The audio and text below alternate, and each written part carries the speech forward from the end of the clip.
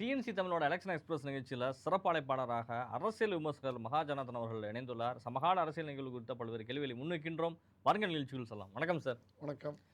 தமிழ்நாட்டினுடைய அரசியல் ஒரு சட்டமன்றத்தினுடைய 234 தொகுதிகளுக்கான தேர்தலுடைய முடிவுகள் அறிவிக்கப்பட்டாச்சு. 108ங்கிற நம்பரில் நின்னாச்சு. தொங்கு சட்டசபை அமைந்து விட்டது. அடுத்து யார் ஆட்சி அமைக்க போகிறார்னா விஜய் மட்டும் தான் ஆட்சி அமைச்சு ஆகணும். ஆனால் யார் ஆதரவு கொடுக்க போகிறார்கள் அப்படிங்கிற ஒரு கேள்வி இன்னைக்கு எல்லாரும் முன்னாடி நின்றுட்டு இருக்குது. என்ன நடக்க போகிறது அடுத்த அரசியலுக்கு? அதான் இப்போதைக்கு பார்த்தீங்கன்னா திராவிட முன்னேற்ற கழகத்தின் கூட்டணி கட்சிகளாக இருக்கிறவங்க, அதாவது மக்கள் விஜய்க்கு வாக்களித்திருக்கிறது அப்படிங்கிறது நம்ம பார்த்தோம்னா திமுகவுக்கு எதிராக தான் வாக்களித்திருக்காங்கிறது தீர்மானமாக தெரியுது. திமுக வேண்டாம், அந்த திமுகங்கிற ஒரு ஆட்சியை அகற்ற வேண்டும்ங்கிற ஒரு எண்ணத்தில் தான் வாக்களிச்சிருக்காங்க. அந்தமாரி அந்த வாக்குகளை பெற்றது தான் விடுதலை சிறுத்தைகளாக இருக்கட்டும், இவங்களா இருக்கட்டும். அவங்க அந்த மாதிரி ஒரு எம்எல்ஏ அவங்க அங்கே போவாங்களா அப்படிங்கிறதும் ஒரு கொஸ்டினாக தான் இருக்குது. ரெண்டாவது விஷயம், அப்படியே அவங்க ஆஃபர் பண்ணாலும் ஈவன் காங்கிரஸாக இருக்கட்டும், விசிகாவாக இருக்கட்டும், இல்லை கம்யூனிஸ்டுகளாக இருக்கட்டும், இவங்க வந்தாலே விஜய் ஆட்சி அமைச்சிடலாம். இன்றைக்கி பொறுத்த வரைக்கும் திமுகவில் இருக்கக்கூடிய திமுக கூட்டணி கட்சிகள் இன்றைக்கி வெளியில் வராங்க அப்படின்னாலே விஜயால் ஆட்சி அமைக்கக்கூடிய நிலைமைக்கு வந்துடுவார். ஆனால் இவங்க வெளியில் வந்தாலும் என்ன ஆகுனா அது 120 122 இப்படி தான் நிற்குமே தவிர ஒரு 130 140 சீட்டு இருக்கும் அப்படிங்கிற அளவுக்குலாம் இருக்காது. ஸோ ரெண்டாவது விஷயம், விஜய்க்கு வாக்களித்தவர்கள் எல்லாருமே திமுகவை எதிர்த்து தான் வாக்களித்தாங்க. திமுகவோட சேர்ந்து அதை ஜெயிச்சதில் அவங்கள வச்சு ஆட்சி அமைப்பாராங்கிறது ஒரு யோசனை தான். அதையும் யோசிக்கணும் விஜய். ஏன்னா வராங்க அப்படிங்கிறனால இதில் பாமக போனால் பிரச்சனை இல்லை. அவங்க மாற்று சக்தி தான். திமுக வேண்டான்னு பாமகவுக்கு ஓட்டு போட்டாங்க அப்படின்னு கூட எடுத்துக்கலாம். பாமகவும் 4 தொகுதி இன்னைக்கு கையில் வச்சுருக்காங்க. அதனால் அவங்கள எடுத்துகிட்டு போயினா ஒரு பெரிய பிரயோஜனம் இல்லை. என்னை பொறுத்த வரைக்கும் இவங்களெல்லாம் தவிர்த்து அப்படிங்கும்பொழுது அண்ணா திராவிட முன்னேற்ற கழகத்தில் பெருவாரியான 2/3 பிரியப்பட்டு அண்ணா திராவிட முன்னேற்ற கழகம் 2ஆக பிரித்து அதில் ஒரு அணி ஆதரவு, ஏன் அண்ணா திராவிட முன்னேற்ற கழகம் அணியாகவே ஆதரவு கொடுக்கலாம் இல்லையா? அது அவங்க தேவைகளை போய் சேரணும்னு அவசியமும் கிடையாது. வெளியிலேருந்து ஆதரவு கொடுத்துட்டு போக முடியும். 3/2 மெஜாரிட்டி கிட்டத்தட்ட 30 எம்எல்ஏ தேவை, அவ்வளோதானே. வெளியிலிருந்து ஆதரவு தரோம் 30 எம்எல்ஏ. அதாவது எடப்பாடியார் ஒத்துப்பாரான்னு தெரியல. எடப்பாடியார் இல்லைன்னா அதுக்கு அடுத்த கட்ட தலைமையில் இருக்கிறவர் எஸ்பி வேலுமணி சொன்னால் ஒரு 30 எம்எல்ஏக்கள் வரலாம்னா வரலாம். எஸ்பி வேலுமணி சொல்கிறாரு, நம்ம அண்ணா திராவிட முன்னேற்ற கழகமாகவே இருப்போம், ரெட்டலையாகவே இருப்போம், கூட்டணி ஆட்சி அமைப்போம், எஸ்பி வேலுமணிக்கு துணை முதல்வராக்கலாம், இதெல்லாம் கூட இதுதான் சாத்தியமாக இருக்கும். இப்படி ஏன்னா செங்கோட்டையன் ஆல்ரெடி இப்போ செங்கோட்டையன் தீர்மானிக்கக்கூடிய இடத்துல உட்காந்துட்டாரு. போய் நல்லதோ கெட்டதோ அவர் போய் இன்னைக்கு ஒரு வைட்டலாக, ஏன்னா இன்னைக்கு அவையை நடத்துறதுக்கும் அவங்கள்ட்ட இருக்கிற 108 எம்எல்ஏக்களில் எனக்கு தெரிஞ்சு 105 பேர் சட்டசபை அனுபவமே இல்லாதவங்க. செங்கோட்டையனை வேணா எடுத்துக்கலாம், ஜேசிடி பிரபாகரன் வேணா எடுத்துக்கலாம், விஎஸ் பாபுவும் முன்னாள் எம்எல்ஏவா இருந்தவர். ஸோ இந்த மாதிரி ஒரு 4-5 பேர்கள்லாம் கைவிட்டு விரல விட்டு எண்ணிடலாம். ஸோ ரெண்டாவது விஷயம், இந்த 105 பேர்லையும் 90-95 பேருக்கு அரசியல்னாவே என்னன்னு தெரியாது. அப்படி இருக்கிறவங்க தான் இன்னைக்கு இருக்காங்க அப்படிங்கிறது இருக்கும். இது ஒரு நல்ல முன்னெடுப்பாகவும் பார்க்கலாம். பட் இப்படி இருக்கிற காலகட்ட சூழ்நிலைகளில் அடுத்தது இடைத்தேர்தலில் யாரை நிப்பாட்ட போகிறாரு, திருச்சியில் இவர் ரிசைன் பண்ணா அப்படிங்கிறதும் இருக்குது. பட் ஆனால் என்னை பொறுத்த வரைக்கும் அண்ணா திராவிட முன்னேற்ற கழகத்தில் ஒரு அணியை உடைச்சு அவங்க ஆதரவு கொடுத்து அதே மாதிரி வந்ததுன்னா கொஞ்சம் ஆரோக்கியமாகவும் இருக்குங்கிறது தான் என்னுடைய பார்வையாக இருக்குது. இப்போ தவைக்காவினுடைய நிர்வாகிகள் எம்எல்ஏக்களோட இன்றைக்கி விஜய் ஆலோசனை நடத்தி சட்டமன்ற குழு தலைவராக தேர்ந்தெடுக்கப்பட்டுள்ளார். தற்போது கூட சொல்லியிருக்காரு விஜய் அவர்கள் ஆட்சி அமைக்கிற பணிகளை ஃபுல்லாக நானே பார்த்துக்கிறேன்னு சொல்லி விஜய் பேசியிருக்காரு. என்ன தான் நடந்துட்டு இருக்கும்? இல்லை, அதுதான். அதாவது இப்போ என்னை பொறுத்த வரைக்கும் பாட்டாளி மக்கள் கட்சி ஆல்ரெடி பேச ஆரம்பிச்சிட்டாங்கிறதான் எனக்கு தெரியுது. ஏன்னா 4 சீட்டு வச்சுருக்காங்க, எப்படியும் நாங்கள் ஆதரவு கொடுத்துட்றோன்ட்டு. அப்படி இருக்குது. காங்கிரஸ் போவாங்களாங்கிறது ஒரு $1 மில்லியன் கொஸ்டின் தான். ஏன்னா இன்றைக்கி தமிழ்நாட்டை தவிர்த்து இந்திய அளவில் பார்த்தீங்கன்னா இந்தி கூட்டமைப்பு அவங்களுடைய இந்தி கூட்டமைப்பை இன்றைக்கி வலுவாக வச்சிருக்கிறதுக்கு ஒரு காரணம் ஸ்டாலின் தான். 39 திமுகன்னு விட்டுருங்க, ஸ்டாலின் தோத்தாரோ ஜெயிச்சாரோ அவர் தான் இன்றைக்கி டிசைடிங் பார்த்து. அவரை தவிர்த்து இவங்க வெளியில் போய் அதுலேருந்து இந்தி கூட்டணியிலேருந்து வெளியில் இவங்க அங்கே போவாங்க, இந்த ஒரு 5 சீட்டு வச்சுக்கிட்டு பண்ணுவாங்க அப்படிங்கிறது எனக்கு தெரியல. அது எந்த அளவுக்கு சாத்தியப்படுங்கிறதும் யோசிச்சு தான் பார்க்க வேண்டியது. இதே ஒரு ராஜ்யசபா எம்பி விவகாரத்தில் இதே காங்கிரஸ் ஒரு 5 சீட்டை வச்சு விஜயகாந்த் வந்து அவங்க நமக்கு போட்டுருவாங்க, எம்பி கொடுப்பாங்க, அடுத்த எலெக்ஷனில் கூட்டணி வைக்கலாம் அப்படிங்கிற அளவுக்கு பேச்சுவார்த்தை நடந்த டைம்லேயே அது நடக்காமல் போன நடக்காம விஷயத்தை தான் நம்ம போனது பார்த்தோம். பார்த்துருக்கோம். அது மாதிரி ஒரு சுச்சுவேஷனில் காங்கிரஸ் முழுமையாக நம்ப முடியாது அப்படிங்கிற அளவில் இருக்குது. இடதுசாரிகள் இன்னைக்கு ஆலோசனை நடத்தியிருக்காங்க. கேட்டால் 7ஆம் தேதி நடக்க போகிற மத்திய அரசுக்கு எதிரான ஆர்ப்பாட்டத்திற்காக மட்டும்தான் ஆலோசனை கூட்டம்னு சொல்லிட்டாங்க. அது ஏதாவது ஒன்று சொல்லணுமே தவிர அப்படி சொல்லியிருக்காங்க. 3 பேர் சேர்ந்து உட்காந்து பேசியிருக்காங்க. பட் என்னதான் இருந்தாலும் அதுவும் நம்ம சு வெங்கடேசன் அவர்கள் மூலமாக தான் பேசுறதாக தகவல். மதுரை எம்பி இருக்காருங்களா, அவரை வச்சு தான் இதை பற்றி நெகோசியேஷனும் பேசியிருக்காங்கங்கிறது தகவல். பட் எனக்கு தெரிஞ்சு அப்படியே சிபிஐ ஆதரவு, எனக்கு சிபிஐ ஆதரவு கொடுக்க மாட்டாங்கங்கிறது தான் என்னோட. அப்படியே கொடுத்தாலும் அவங்க வந்து ஆட்சியில் பங்கெடுப்பாங்களா அப்படிங்கிறதெல்லாம் வந்து ஒரு கேள்விக்குறி. ரெண்டாவது விஷயம், ஆட்சியில் பங்கெடுக்கணும் அப்படின்னாலும் ஒரு அமைச்சர் பொறுப்பில் வந்து அதுக்கு ஒரு ரெஸ்பான்சிபிலிட்டியாக வரும் அப்படிங்கிற ஒரு வாய்ப்பு இருந்தாலும் சிபிஐ சிபிஎம் அந்த மாதிரி போவாங்களாங்கிறதும் ஒரு கொஸ்டின் மார்க்கு தான். பொறுத்திருந்து தான் பார்க்கணும். ஒரே வாய்ப்பு, யாருமே கேட்காம அன்கண்டிஷனலாக ஆதரவு கொடுக்கலாம். தேமுதிக ஒரே ஒரு பிரேமலதா அவங்க ஒண்டியும் ஆதரவு கொடுக்கலாம், வாலண்டியராகவும் கொடுக்கலாம். பட் ஆனாலும் அதுலேயும் ஒரு கமிட்மெண்ட் ஆல்ரெடி ராஜ்யசபா அவருடைய சுதீஷுக்கு கொடுத்தாச்சு.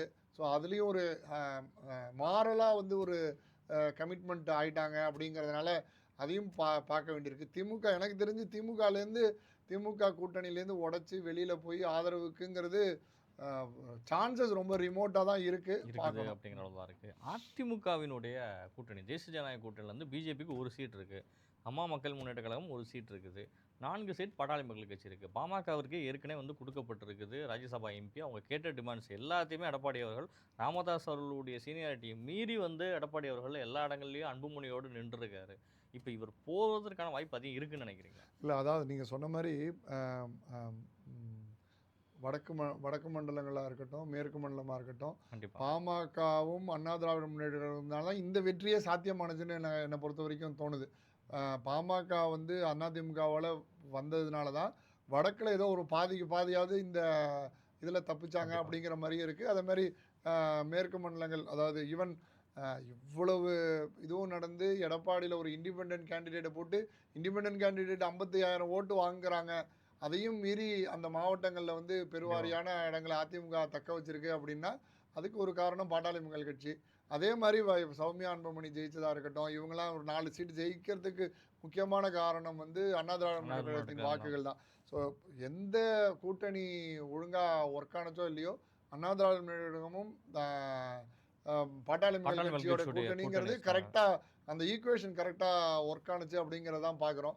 இதுவும் இல்லாமல் நீங்கள் சொன்ன மாதிரி அன்புமணிக்கு ஆல்ரெடி ராஜ்யசபாவையும் கொடுத்தாச்சு. ஸோ கேட்ட தொகுதியோட இழுப்பறே கிடையாது, ஆரம்பத்திலே ஃபிக்ஸட் பண்ணிட்டாங்க, எல்லாமே சேமாக நடந்துச்சு. ராமதாஸ் அவர்கள் சைடில் இருந்தும் கூட ஒரு பேச்சுவார்த்தை கூட ராமதாஸ் அவர்களை கூப்பிடாம அன்புமணி சங்கடப்பட்டுறக்கூடாதுன்னா அன்புமணியை முதல்ல பாமகவினுடைய தலைவர்னு சொல்லி அழைச்சது வந்து அவர் தான், ஐபிஎஸ் தான் பண்ணியிருக்காருங்கிறது ஒன்று இருக்குது.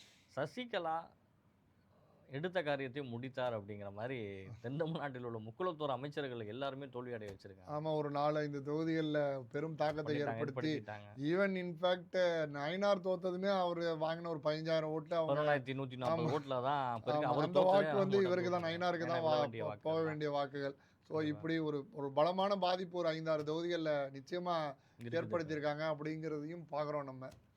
இது போன்ற ஒரு தகவல் ராமதாஸ் அவர்களும் கொஞ்சம் பிரிச்சிருக்காங்க, அங்கங்கே எடுத்திருக்காங்க.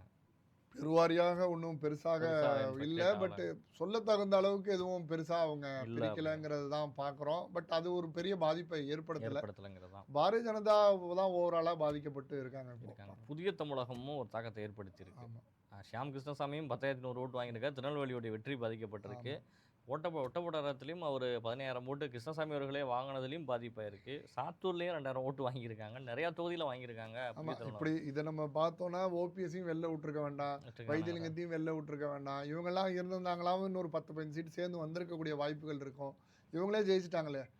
இன்னைக்கு வந்து பார்த்தீங்கன்னா ஓபிஎஸ் ஜெயிச்சிட்டாரு, வைத்தியலிங்கம் ஜெயிச்சிட்டாரு, ஆலங்குளத்தில் ஜெயிச்சிட்டாங்க டோட்டலாகவே. ஆமாம். ஸோ அதனால் அண்ணா திராவிட முன்னேற்றத்துலேருந்து திமுக சென்றவர்கள் அத்தனை பேரும் வெற்றி பெற்றுட்டாங்க. சொல்லப்போனால் திமுகவில் 11-12 முன்னாள் அண்ணா திராவிட முன்னேற்ற கழகத்தின் அமைச்சர்கள் கண்டிப்பாக திமுக சென்றவர்கள் அனைவரும் ஜெயிச்சிட்டாங்க. செந்தில் பாலாஜி, KKSSR, சேகர் பாபு, வைத்தியலிங்கமாக இருக்கட்டும், ஓபிஎஸ்ஸாக இருக்கட்டும், ஆலங்குளத்தில் எல்லாருமே அதாவது அதிமுகலேருந்து திமுக சென்று திமுக உதயசூரியன் சின்னத்தில் வெற்றி சின்னத்தில் பெற்றாங்க. வெற்றி பெற்றாங்க அப்படிங்கிற ஒரு விஷயம் தான் சார்.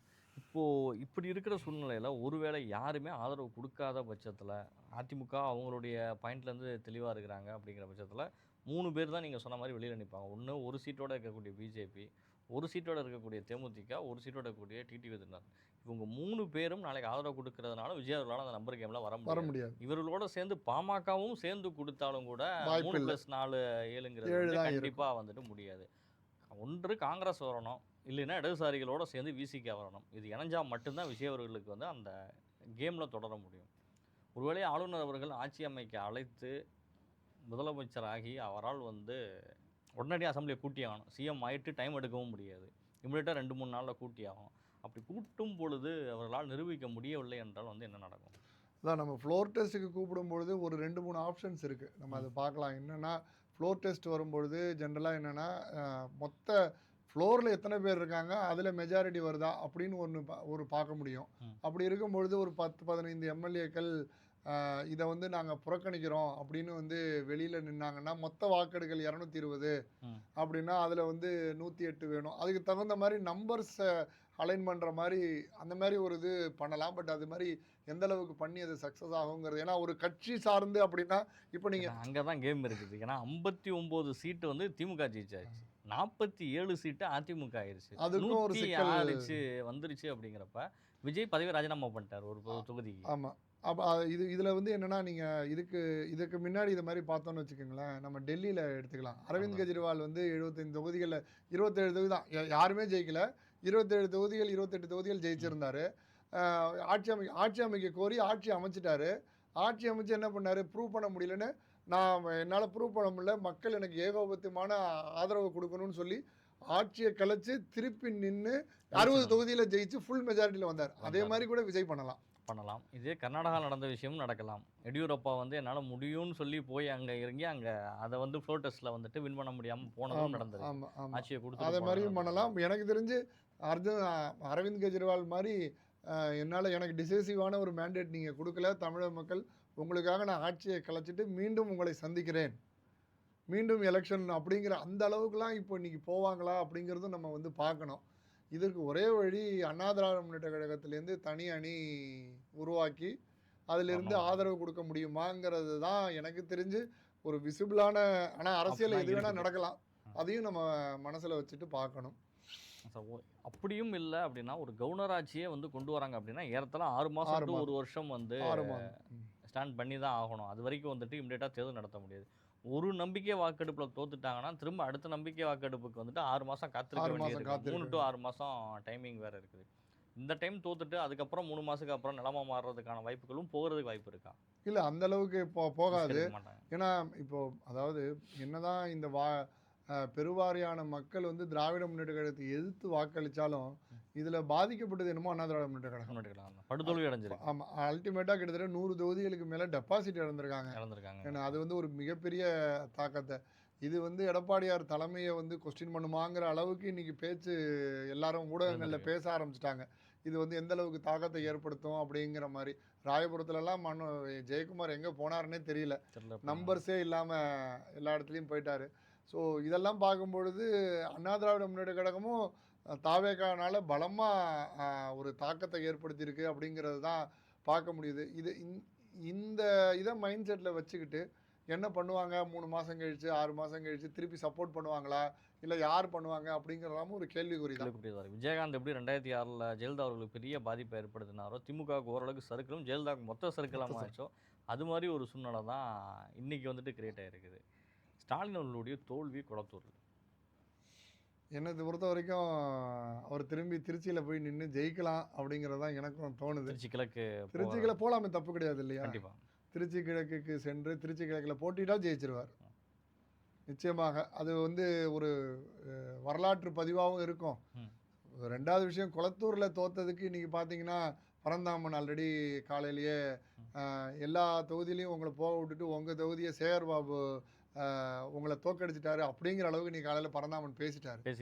பரந்தாமனுக்கும் சேகர் பாபு ரெண்டாவது விஷயம் பாபு இப்போ ஸ்டாலினை ஜெயித்த பாபுவுமே சேகர் பாபுவால் ஒதுக்கப்பட்டவர் தான். ஒதுக்கப்பட்ட ஒருத்தர் திமுக தான். மாவட்ட செயலராக இருந்து சேகர் பாபுவால் அந்த பக்கம் ஓரங்கட்டப்பட்டு அதிமுகவுக்கு சென்று திரும்பி இங்கே வந்து அவருடைய இது என்ன பாருங்க, அவர் இன்றைக்குமே வந்து ஸ்டாலினை தளபதினு தான் சொல்லிட்டு இருக்காரு பாபு என்ன. ஸோ அந்த அளவுக்கு ஒரு சேகர் பாபுவுக்கு வந்து அரசியல் எதிர்காலம் எப்படி இருக்கும் திராவிட முன்னேற்ற கழகத்தில். ஏன்னா முதல்வர் தொகுதியை நான் தான் பார்த்துக்கிறேன்னு சொல்கிறாரு, நல்லது கெட்டது முதல்வர் தொகுதிக்கு நான் தாங்கிறாரு. இப்படியெல்லாம் இருந்து சேகர் பாபுவால் குளத்தூரை இழந்தாரா ஸ்டாலின் அவர்கள் அப்படிங்கிற அளவுக்கு இன்னைக்கு கட்சிக்குள்ள பேச்சுக்கள் வர ஆரம்பிச்சிருச்சு.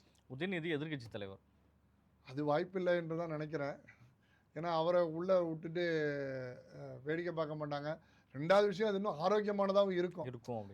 ஸ்டாலின் முதலமைச்சர், இவர் விஜய் முதலமைச்சர், உதயநிதி எதிர்கட்சி தலைவர் அப்படின்னா அது வந்து ஒரு ஆரோக்கியமான அரசியலுக்கு முன்னெடுப்பு தான் இருக்கும்.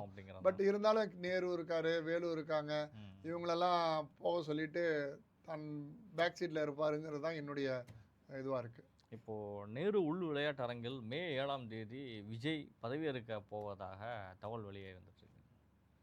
அதான் சொல்லேனே, இப்போ நாளை கவர்னர் சந்திக்க போறாரு. அப்படி நாளை ஆட்சி அமைக்க கோரிடுவாங்க, 15 நாளுக்குள்ள ப்ரூவ் பண்றேன்னு சொல்லிட்டு ஆட்சி முதலமைச்சராக பதவி ஏற்றுப்பார். அதுக்கப்புறம் 15 நாளுக்குள்ள ப்ரூவ் பண்ணலன்னா அதுக்கப்புறம் என்னங்கிறத பார்த்துக்கலாம் அப்படிங்கிற ஒரு விஷயத்தில் எனக்கு தெரிஞ்சு முதலமைச்சர் ஆயிடுவார் அப்படிங்கிறது தான். அதுக்கப்புறம் நடக்கிறத என்னங்கிறத பார்ப்போம். 15 நாள் வேணும், அவகாசம் வேணும் ஃப்ளோர் டெஸ்ட்டுக்கு அப்படின்னு கேட்கலாம். அதுக்கும் பர்மிஷன் கொடுப்பாங்க. இதெல்லாம் ப்ரொசீஜரல் விஷயங்கள் தான். ஸோ அதுக்கும் பர்மிஷன் கொடுப்பாங்க. 15 நாட்களுக்குள்ளே என்ன வேணால் மாறலாம்.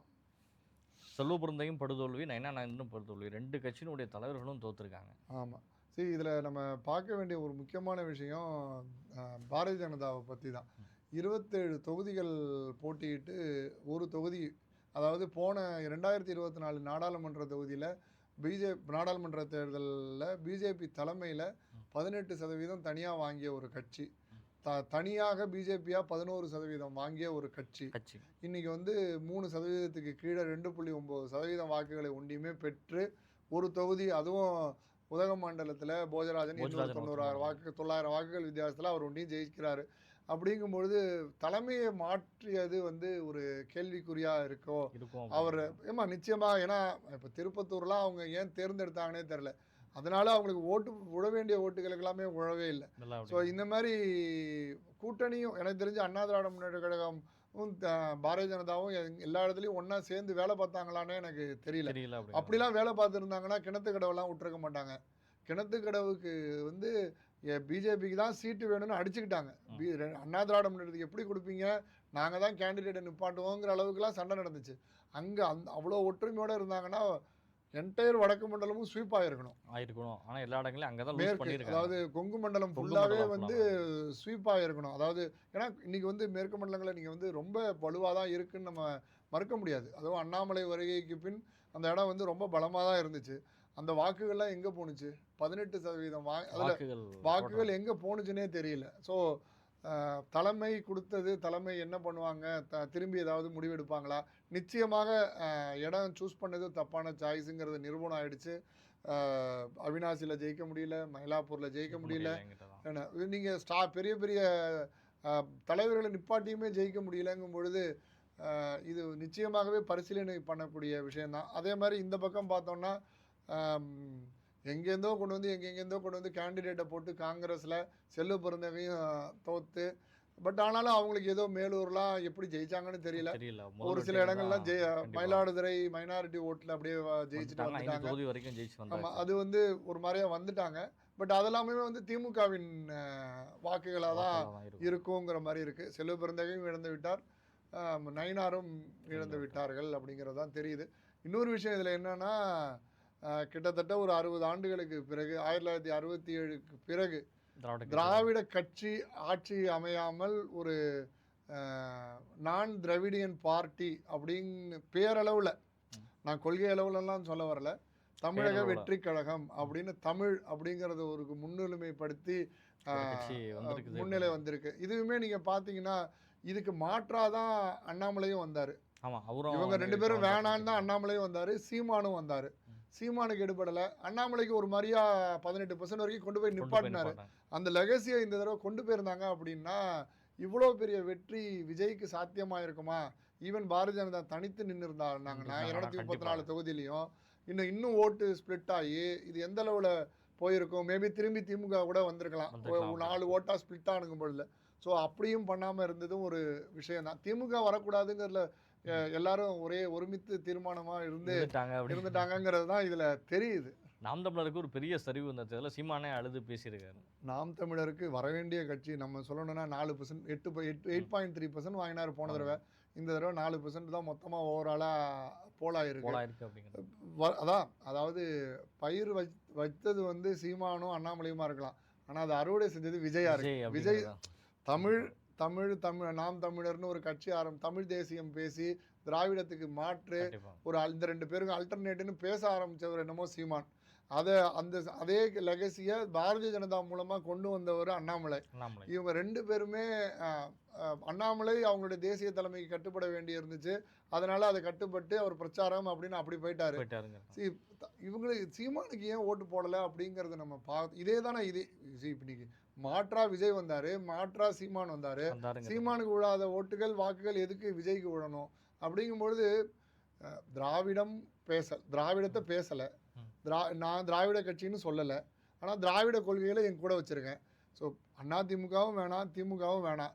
ஆனால் இவங்க 2 பேரும் பேசுகிறது எனக்கு பிடிச்சிருக்கு அப்படின்னு இருக்கிற ஒரு ஜங்க் ஆஃப் ஓட்டர்ஸ் இருக்காங்க, 30% 35%.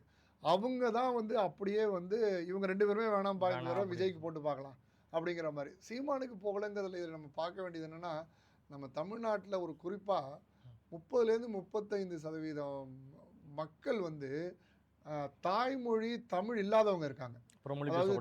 பிறமொழி பேசக்கூடிய சப்போஸ் நாங்கெல்லாம் ஓட்டு போட்டு சீமான் வந்துட்டாருன்னா எங்களுடைய நிலைமை என்னன்னு அவங்களுக்கு ஒரு பயம் இருக்கு. தெலுங்கு பேசுறவங்களா இருக்கட்டும், கன்னடம் பேசுறவங்களா இருக்கட்டும், அந்த ஒரு பயம்னாலேயே சீமானுக்கு அந்த தமிழ் தேசியம் பேசுறாரு அப்படிங்கிறதுனால அது போலாகாம இருந்துச்சு. அதாவது இன்னொரு விஷயம் இருந்துச்சு, இந்த எலெக்ஷன்ல விஜய் கொண்டு வந்தது 2009 திருமயத்துல ஏற்படுத்தின ஓட்டுக்கு பணம்ங்கிற ஒரு இது சுக்குநூறாக்கப்பட்டதுன்னு தான் பார்க்கணும். அது ஒரு பாராட்டக்கூடிய விஷயம். விஜய் வந்ததுல என்னன்னா, அவரும் எனக்கு தெரிஞ்சு பெருவாரியான தொகுதிகளில் 99% எங்கேயுமே பணம் கொடுத்ததாக யாரும் பெருசா சொல்லலை. ஸோ இனிமே பணம் கொடுத்து ஜெயிச்சிடலாம் அப்படிங்கிற ஒரு முடிவு விஜய் இந்த எலெக்ஷன்ல வந்து சுக்குநூறா ஆக்கிட்டாரு அப்படிங்கிறதையும் பார்க்கணும். ஒரு ஓட்டு வித்தியாசத்துல அமைச்சர் பெரிய கருப்பன் சிட்டிங் அமைச்சர் வந்து தோக்குறாரு. 4 முறை வெற்றியை பெற்றவர். அது பெரிய கருப்பன் அதான். இது எல்லாமே என்னன்னா, அங்கேயுமே பார்த்தீங்கன்னா ராங் சாய்ஸ். அங்கே வந்து அண்ணா திராவிட முன்னேற்ற கழகம் நின்று இருந்ததுன்னா போட்டி ரொம்ப இதுவாக இருந்திருக்கும். சரி, அங்கே போய் பாரதிய ஜனதா தாமரை சின்னத்தை கொண்டு போய் கொடுத்து அங்கே போட்டு எங்கே ஜெயிக்க போகிறாங்க அப்படின்ட்டு அவங்கள கொண்டு போய் அவங்கெல்லாம் மாற்றி தாவேக்காக்கு போட்டு ரொம்ப ஒரு ஆக்வர்டான ஒரு சுச்சுவேஷன் அந்த தொகுதியிலையும் கிரியேட் பண்ணி ஒரு வாக்குலலாம் ரொம்ப பரிதாபமான ஒரு தோல்வி தான். திமுகவும் அதிமுகவும் அதிக சீட்ஸை வந்து வெளியில் கொடுத்துட்டோமோன்னு இப்போ ஃபீல் பண்ணுறாங்க. நாங்கள் நிலைமைக்கு ஆளாகிட்டாங்க. நேரடியாகவே களத்தில் இருந்திருக்கலாம் நிறையா தொகுதிகளை அப்படிங்கிற மாதிரி. தொகுதிகள் கொடுத்ததுலேயும் ரொம்ப சாதகமான தொகுதிகள் கூட கூட்டணிகளுக்கு போயிடுச்சு. சீட்டை குறைச்சி கொடுத்துருந்தாலும் கொடுக்கப்பட்ட இடங்களும் வந்துட்டு தவறிடுச்சு அப்படிங்கிறது வந்துட்டு ஒரு ஆமாம். இப்போ நீங்கள் பார்த்தீங்கன்னா அவினாசிலாம் நின்றுருந்தாங்கன்னா ஜெயிச்சிருக்க போகிறாங்க, மயிலாப்பூர் நின்றுருந்தாங்கன்னா ஜெயிச்சிருக்க போகிறாங்க. இந்த மாதிரி பல இடங்களை சொல்லலாம் அண்ணா திராவிட முன்னேற்ற கழகத்துக்கு. ஸோ அதே மாதிரி தான் திமுகக்கும் நீங்கள் சொல்கிற மாதிரி இதே ஸ்ரீபெரும்புதூரில் நல்ல களம் நல்ல இதுவாக தான் இருக்குது. வேறு யாராவது கேண்டிடேட்டை போட்டிருக்கலாம், காங்கிரஸுக்கு பதிலாக கொடுத்துருக்கலாம். எனக்கு தெரிஞ்சு தேமுதிகவுக்கு 10 சீட்டு கொடுத்த இடத்துல திமுக நின்னாலே இன்னொரு 10 சீட்டு வந்திருப்பாங்க, ஜெயிச்சிருப்பாங்க. 8 சீட்டு 9 சீட்டு தாராளமாக கிடைச்சிருப்போம் அப்படிங்கிறது தான். இப்போ காங்கிரஸ் தலைவரும் மாற்றத்திற்கு உள்ளாக போகிறார், பாஜக தலைவரும் மாற்றம் அப்படிங்கிற செய்திகள் தான் அதிகமாக வந்துட்டு இருக்கு. ஆமாம், எனக்கு தெரிஞ்சு பாஜகவில் மாற்ற மாட்டாங்கன்னு நினைக்கிறேன். ஏன்னா 1 வருஷம் ஆயிடுச்சு, இன்னும் 2 வருஷம் ஒரு டேர்ம் முடிச்சுட்டு போட்டோம்னா இருப்பாங்க. ஏன்னா ஒன்றும் பெருசாக அடுத்தது உள்ளாட்சி தேர்தல் எப்போ வரப்போகுது என்ன இதெல்லாம் ஒரு ஐடியா இருக்காது. பட் இருந்தாலும் நாயனார் தலைமை அப்படிங்கிறது இந்த எலெக்ஷனில் வந்து எடுபடலை. இந்த கூட்டணிக்காக கொண்டு வந்தோம், கூட்டணியே ஒன்றும் இல்லாமல் போயிடுச்சு அப்படிங்கிற அளவுக்கு தான் இன்னைக்கு இருக்கு. நிச்சயமாக சார், உங்களுடைய நேரங்களை ஒதுக்கி வந்துட்டு இந்த எலெக்ஷன்ஸ் எக்ஸ்பிரஸில் வந்துட்டு பல்வேறு கேள்வி இருக்குது, பல்வேறு விஷயங்கள் தேர்தல் சம்மந்தப்பட்டதை வந்து நம்ம அலசிருக்கோம் சார். நேரங்களை ஒதுக்கி பதில் சொன்னதுக்கு நன்றி. வணக்கம். Okay sir.